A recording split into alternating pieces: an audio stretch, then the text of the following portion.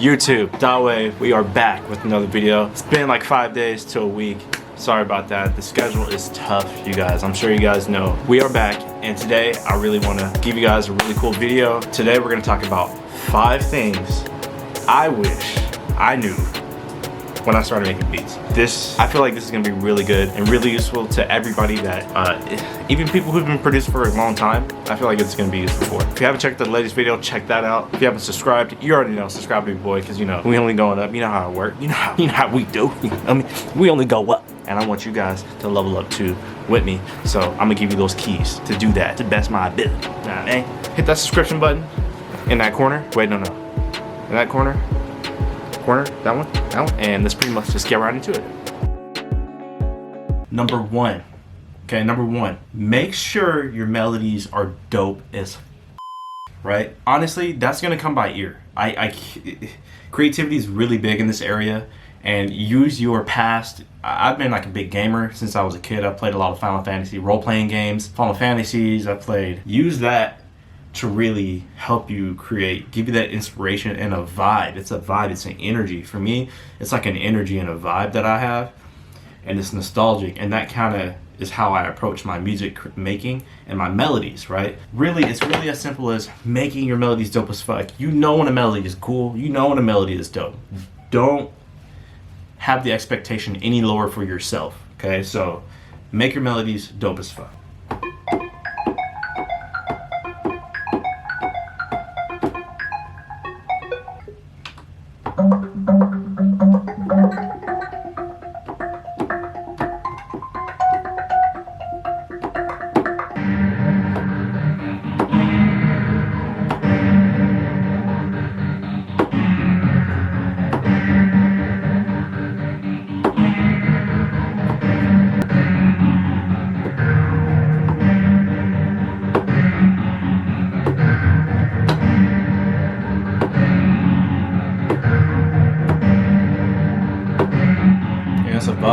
That's a vibe, you know what I mean?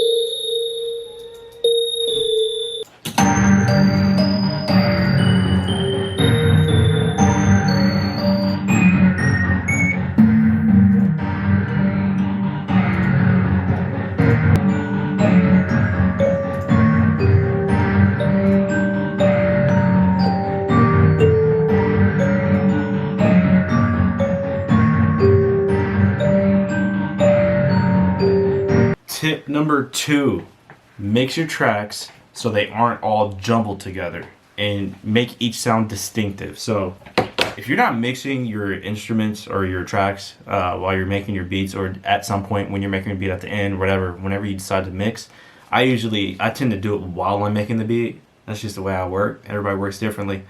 I'm gonna show you guys how I do that. And right now we're just gonna mess with the equalizer, and we're gonna make the highs of the beat high, and we're gonna cut off the low, and then the lows of the beat we're gonna cut off the high, just make it the low, so that it all fits, and all the instruments sound distinctive. They're not jumbled together. You need to set them in their spots so that it sounds really clear and concise and well produced when you have the final product. Those bells those are highs, right? Those are gonna be the highs, mid highs or whatever. I would say highs. And that sound under it, that first sound we made, that's more of like mid. So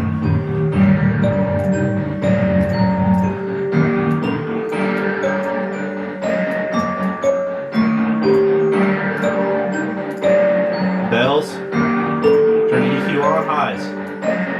And with the bells, what's really cool, I'm gonna make it pan from speaker to speaker, and that creates like a very well dynamic beat as well. So I'm gonna put Shaper Box on there. It's a plugin that I have. You'll see here. Let's see. We're gonna pan, and we're gonna go left to right.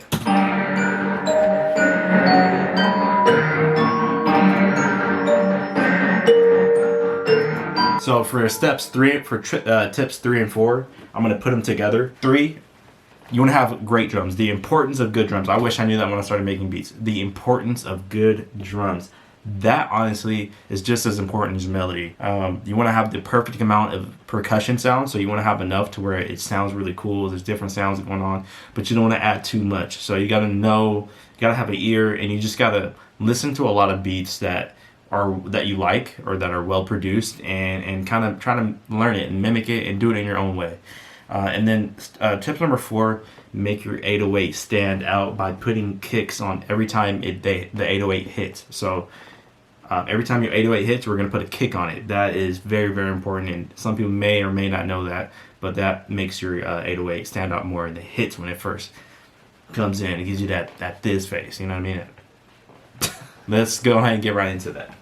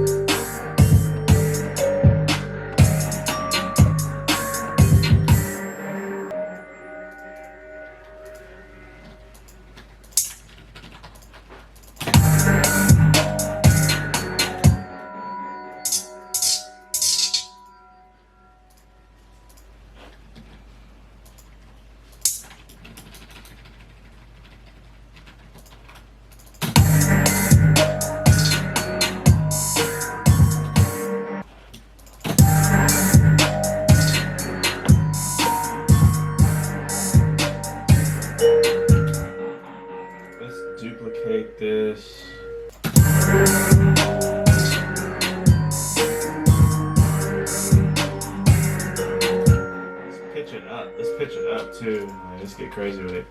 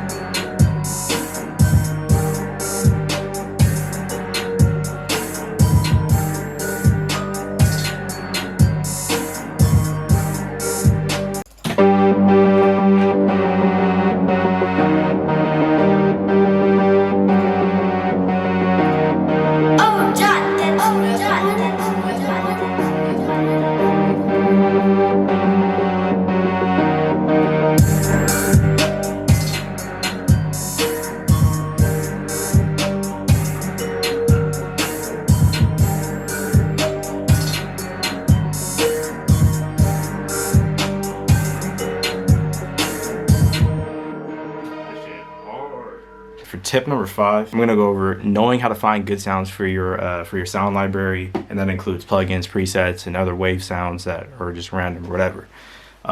This is where it kind of gets confusing as well. For those producers that are beginning out there, my advice is to pay for your sounds. Like when I started paying for my sounds and investing in yourself, you start getting top quality sounds, and that's what you want. You want your beats to be top quality.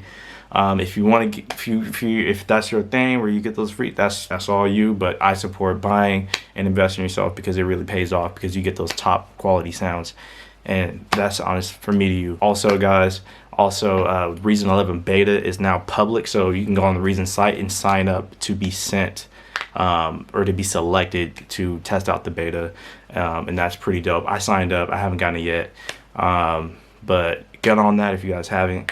And subscribe if you haven't as well. If you like this beat, let me know. Put it in this. If you like the tutorial, let me know. Comment in the thing.